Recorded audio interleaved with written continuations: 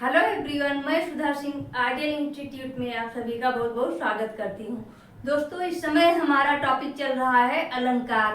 पिछले वीडियो में हम लोगों ने अनुप्रास अलंकार और उसके भेद के बारे में पढ़ा। आज हम लोग यमक, श्लेष और वक्रोक्ति अलंकार के बारे में पढ़ेंगे। आइए शुरू करते हैं। यमक अलंकार आइए जानते हैं किसे कहते हैं। जब कोई शब्द दो या दो से अधिक बार आए, जब कोई शब्द दो या दो से अधिक बार आए और दोनों बार उसका अर्थ अलग अलग हो, वहां पर यमक अलंकार होता है। उदाहरण के लिए जैसे पहला उदाहरण देखेंगे,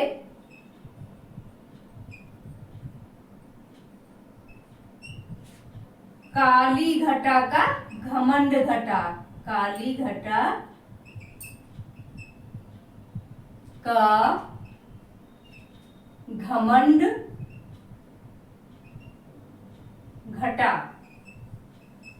काली घटा का घमंड घटा, नभमंडल तारक वृंद खिले। काली घटा यानी इसका अर्थ हो गया बादल,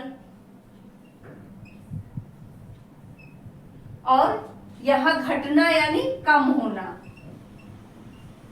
कम होना।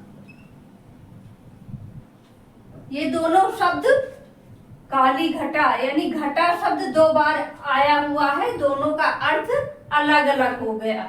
यहाँ पर एक घटा का अर्थ है बादल, दूसरी घटा का अर्थ है कम होना। दूसरा उदाहरण देखते हैं, तीन बेर खाती थी वह। तीन बेर खाती थी, तीन बेर खाती थी वह,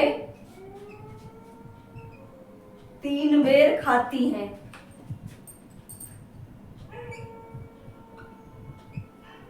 तीन बेर खाती हैं।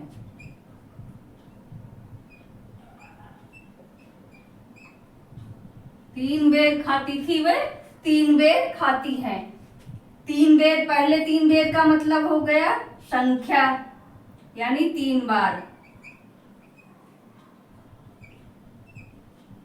और दूसरे बेर का अर्थ है यहाँ पर फल, यानी बेर शब्द दो बार आया है लेकिन दोनों का अर्थ अलग अलग है। और अगला उदाहरण है जैसे माला फेरत जुग भया, फिरा न मन का फेर, कर का मन का डारी दे, मन का फेर।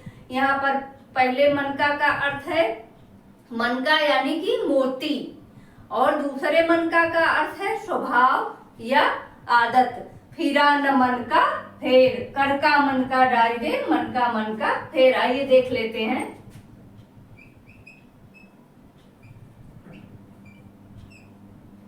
कर का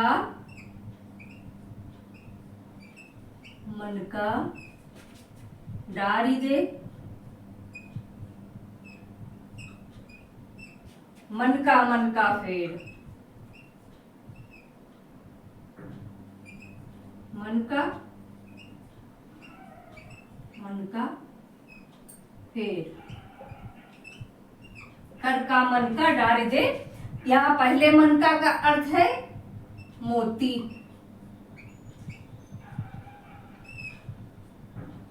और दूसरे मन का अर्थ है स्वभाव या आदत।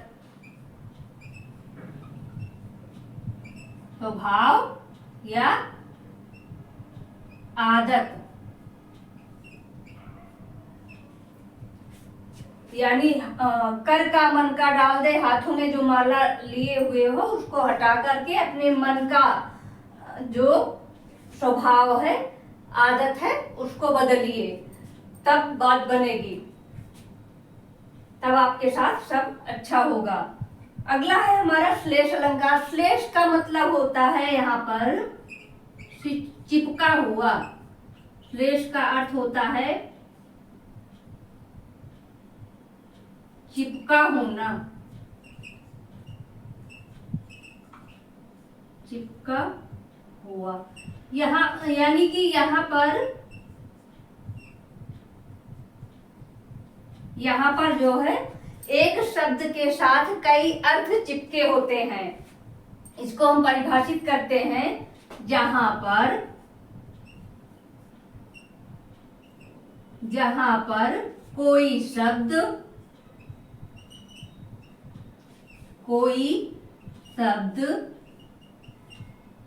एक ही बार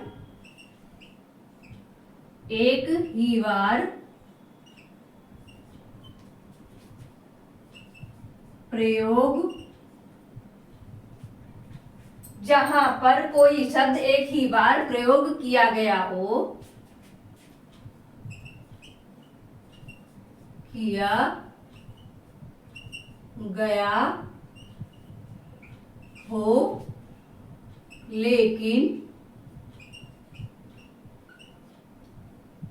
लेकिन घटना या प्रसंग के अनुसार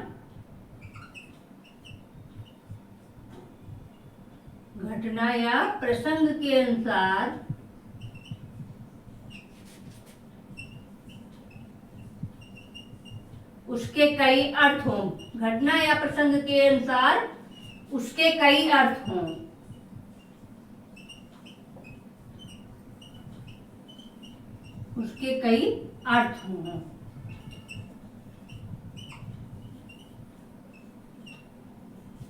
जहां पर कोई शब्द एक ही बार प्रयोग किया गया हो लेकिन घटना या प्रसंग के अनुसार उसके कई अर्थ हों, वहां श्लेष अलंकार होता है।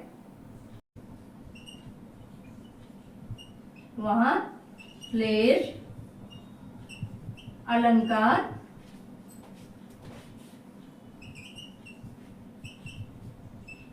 होता है।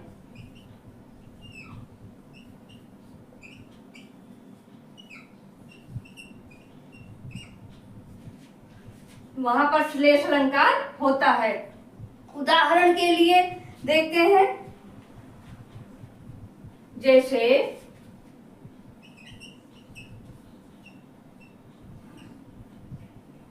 है चरण धरत चिंता करत चितवत चारों ओर सुवरन को खोजत फिरत कवि व्यभिचारी चोर। उदाहरण लिखेंगे, सुवरन को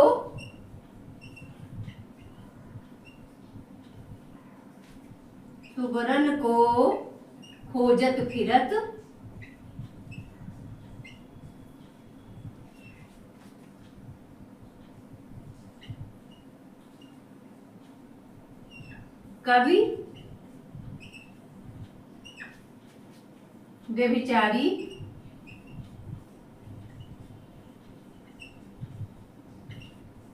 कवि व्यभिचारी चोर।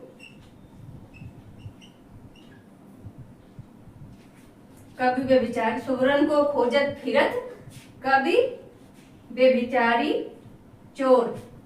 यहाँ पर सुवरन शब्द का कवि के परिप्रेक्ष्य में अर्थ आया है शब्द, सुंदर शब्द।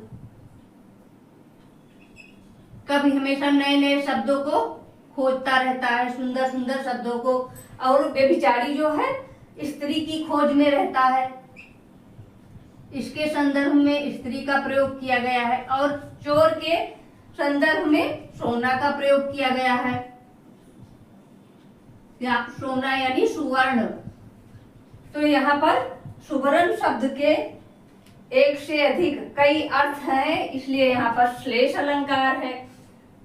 दूसरा है हमारा यमक, तीसरा है श्लेष। दोनों में यमक अलंकार के अंतर्गत दो शब्द जो है, जब कोई शब्द दो या दो से एक शब्द दो या दो से अधिक बार आ रहा है, दोनों बार अर्थ अलग है। और यहाँ श्लेष अलंकार के अंतर्गत एक शब्द एक ही बार आ रहा है लेकिन उसके अनेक अर्थ हैं, इसलिए यहाँ पर श्लेष अलंकार है। इसके आगे देखते हैं हम लोग वक्रोक्ति अलंकार।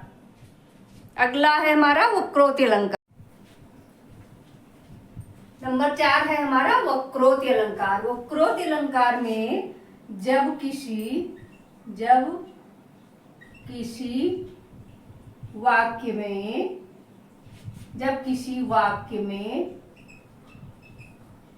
वक्ता के कथन का वक्ता के कथन का आशय यानी आशय दूसरे अर्थ में लिया जाए। जब किसी वाक्य में वक्ता के कथन का आशय दूसरे अर्थ में लिया जाए, दूसरे अर्थ में लिया जाए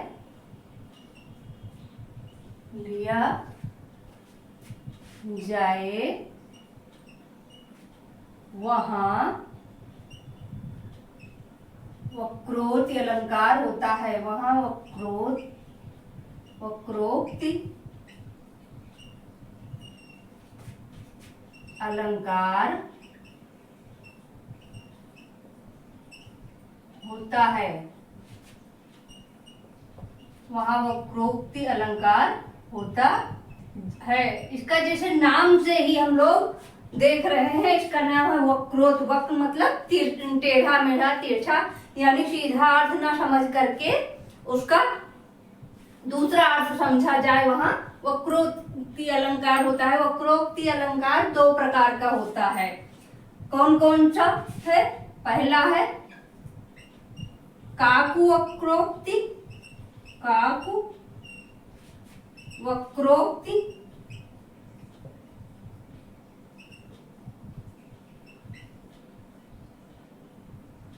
काकु वक्रोक्ति। दूसरा है श्लेष वक्रोक्ति। श्लेष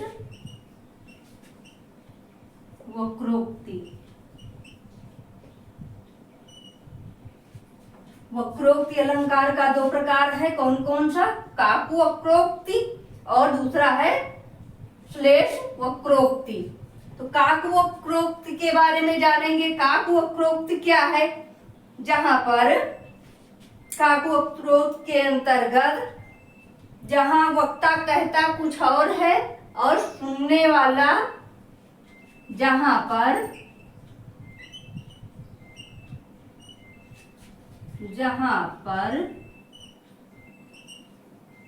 वक्ता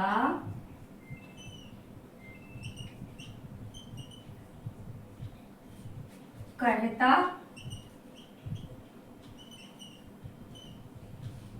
कुछ और है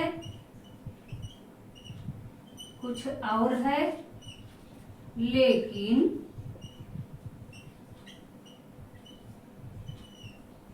सुनने वाला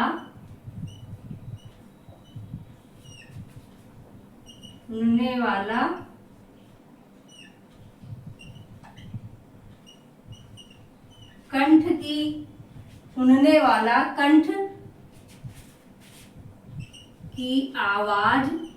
की आवाज के कारण, कंठ की आवाज के कारण या फिर अज्ञानतावश, कंठ की आवाज के कारण या फिर अज्ञानतावश समझता कुछ और है, या फिर अज्ञानतावश समझता कुछ और है।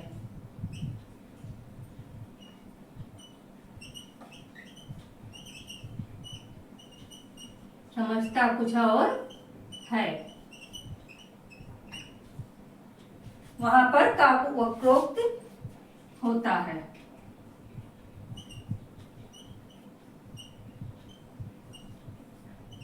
वहां पर काकु वक्रोक्ति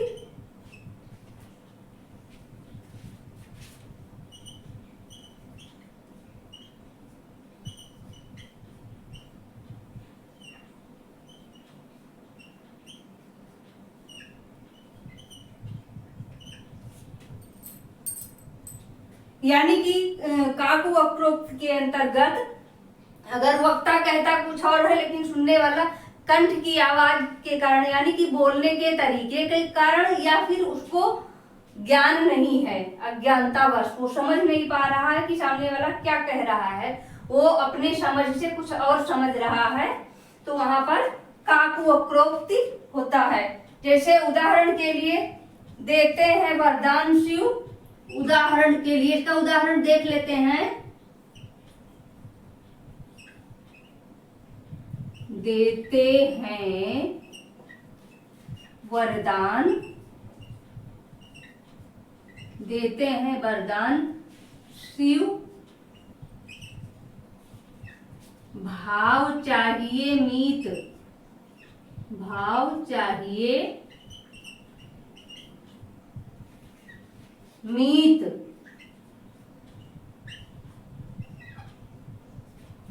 देते हैं वरदान शिव, भाव चाहिए मीत। भोले को, अगली लाइन है हमारी, भोले को, भोले को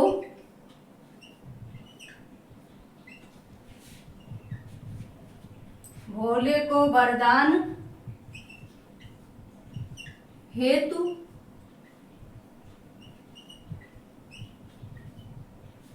भाव चाहिए मीत।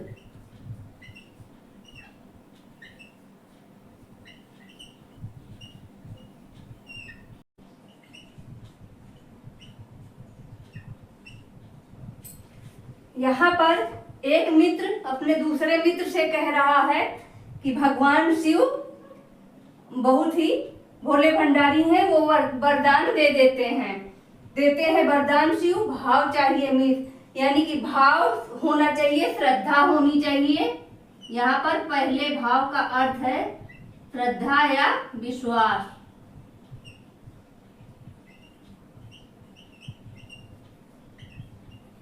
एक मित्र दूसरे मित्र से कह रहा है कि मन में श्रद्धा या विश्वास होना चाहिए, भगवान शिव वरदान देते हैं। दूसरा मित्र जो है उसको किस प्रकार समझ रहा है, दूसरी लाइन में बताया गया है कि भोले को वरदान हेतु भाव चाहिए मीत, यानी कि वो भाव का अर्थ उसका मूल्य,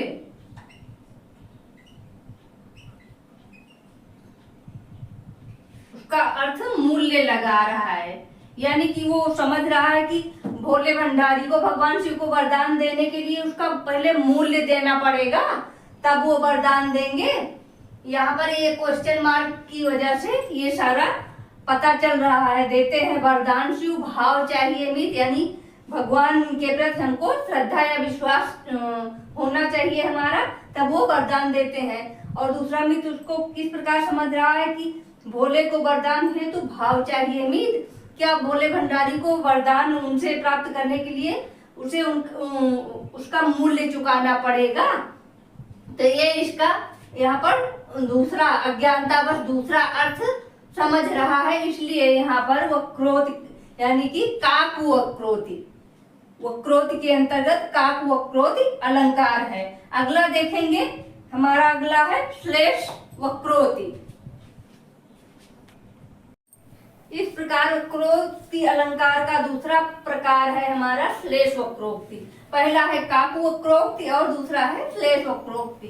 श्लेष वक्रोक्ति के अंतर्गत इसमें श्रोता जानबूझकर वक्ता के कथन का दूसरा अर्थ निकालता है, यानी उल्टा अर्थ निकालता है। वह जानता है कि वक्ता क्या कहना चाह रहा है, फिर भी वह उसका उल्टा ही अर्थ निकालता है। जैसे एक बार भगवान श्री कृष्ण और राधा जी दोनों एक दूसरे से नाराज हो गए, तो राधा जी ने आकर अपने घर में घर का किवाड़ बंद कर लिया।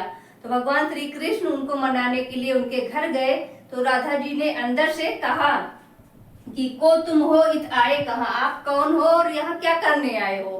तो भगवान श्री कृष्ण ने कहा घनश्याम हो, मतलब हम घनश्याम हैं। तो राधा जी कह रही हैं तो कितहूँ बरसो, अगर आप बादल हो तो कहीं जाकर बरसिए, यहाँ क्या करने आए हैं।